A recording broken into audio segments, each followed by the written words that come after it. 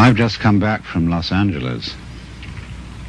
I was down there to meet with a group of rather important people in the movie industry, scientists and so on, who were considering calling a congress of the best minds in the world to meet in Los Angeles in the near future, to be a kind of planetary alarm conference.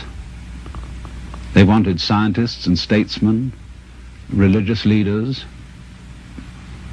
and to do something to impress upon the world through all the media that we are in very serious danger of destroying the biosphere, that is to say, the whole envelope of living creatures which covers this planet, through pollution, overpopulation, nuclear fallout, poisoning of our food, and very lack of food. And we met to discuss the problem of organizing this conference, and here were all these brilliant people. And it came over us that we really didn't know what we ought to say.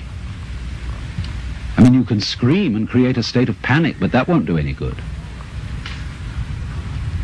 And when it came down to it, we didn't know what we ought to say because we really don't know what to do.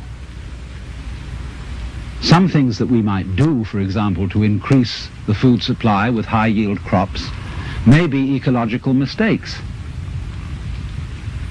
And so the consensus of almost everybody at the meeting was that in some way or other, the human race has to learn how to leave the world alone and let what is called the natural homeostasis, that is the self-balancing process of nature, take care of the mess.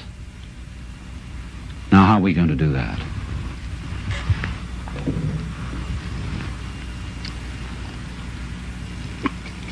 This is Japanese ceremonial tea. It's good on a cold day. See, our problem is we don't really know how to stop. We've got something started and we see it's going in a wrong direction. And I think the difficulty is, to borrow an old Chinese saying, that when the wrong man uses the right means work in the wrong way. In other words, there's something wrong with the way we think. And while that is there, everything we do will be a mess. Now, what is it that's wrong? Now, as far as I can see, the basic mistake is that we've invented this wonderful system of language and calculation, and that it is at once too simple to deal with the complexity of the world, and also we are liable to confuse that system of symbols with the world itself, just as we confuse, say, money with wealth. A lot of people are in business to make money instead of wealth. When they make the money, they don't know what to do with it.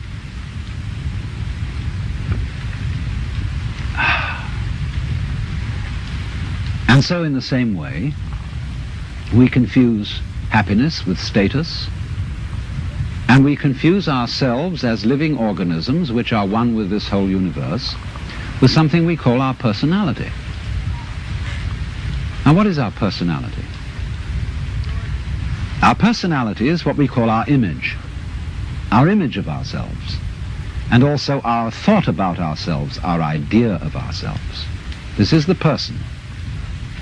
In other words, what people meet and understand, and what I understand as Alan Watts, is a big act which is not really me. Because in the image of Alan Watts, there are not all my unconscious processes, both psychological and physical. The construction of my brain is not contained in the concept Alan Watts, and the concept Alan Watts does not contain the inseparable relationships which I have with all the rest of the universe. And therefore that concept is a fraud. And when it's mistaken for the real me, there's a confusion, because if somebody says to me, Alan Watts, do something about it, the concept Alan Watts can't do anything. In other words, because it's only a concept, you can't make it lift a weight just as 3 is a concept. 3, the number. You can't make just plain 3 do anything. So also you can't wrap up parcels with the equator. It's a useful imaginary line, but it can't do anything. But we all feel that this concept of ourselves, which we call our personality or our ego, can do something, because we think it really exists. And I'll tell you why we think it exists. What happens when you, if I were to say to you, now look hard at the television screen, really look at it. What do you do as distinct from just watching it in the ordinary way when you say, now I really got to see that? What do you do? Notice that you tighten muscles all around here, that you frown a little, you clench your teeth perhaps. Now what has that got to do with seeing anything clearly? It has absolutely nothing to do with it. Same thing when you listen carefully. Now listen, catch everything that's said, or you start tightening up around your ears. That has nothing to do with hearing clearly. Now from the moment we were little children, when teachers in class screamed at us, pay attention, we go tight in various ways, either to see or hear more clearly, to concentrate, or to will something which is supposed to be difficult to do. And that constitutes a habitual tension over the whole body that's there almost all the time.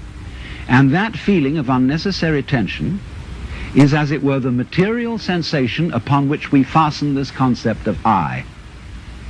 We hang it on to that feeling. The concept is not us. The feeling of tension is completely phony. It has nothing to do with success in seeing, hearing, or acting.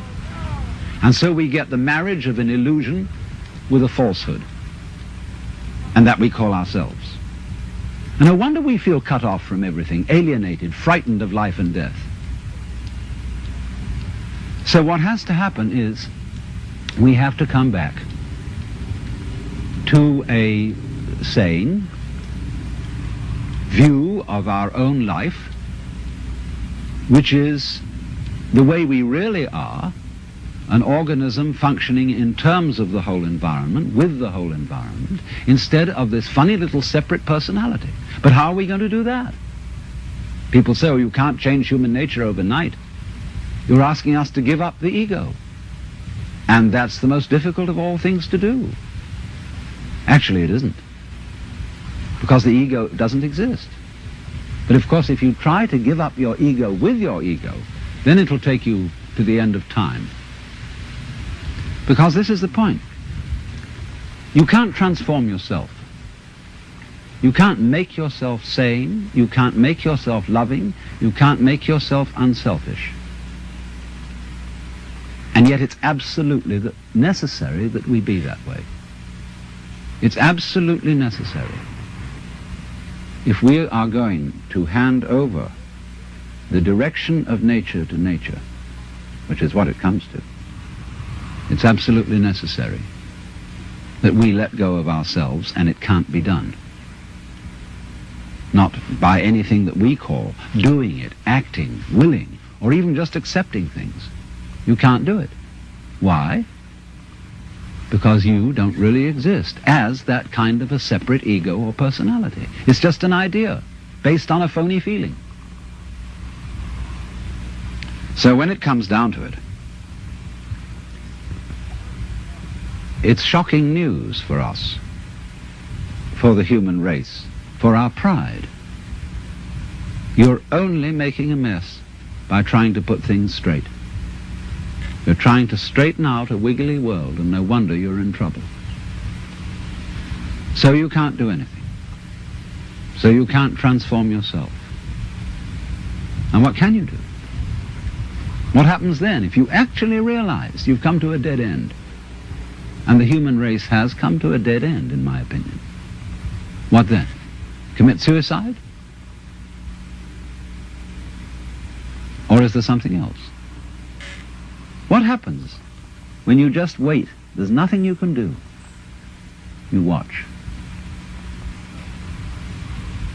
And all you see is what goes on that is happening of itself.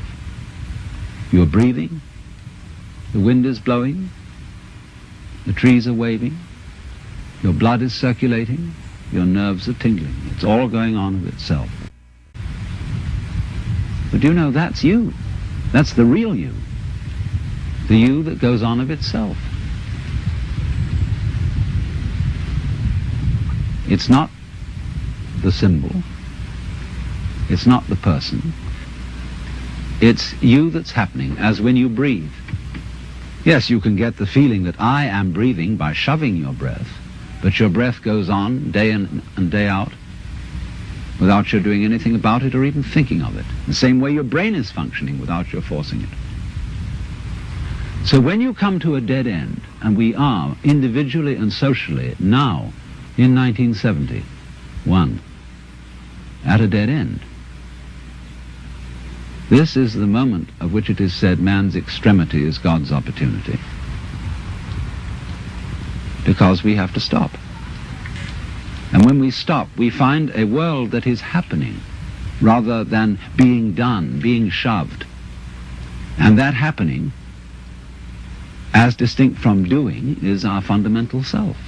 And our fundamental self is not something just inside the skin. It's everything around us with which we connect.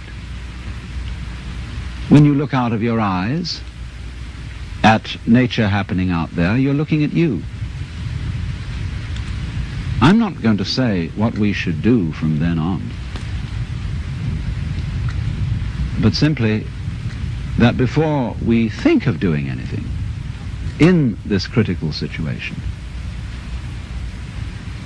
we realize the completely illusory nature of the beings that we think we are, and get back again to the beings that we really are,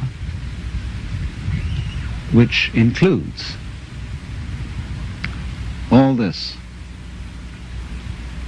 outside world, no longer left outside.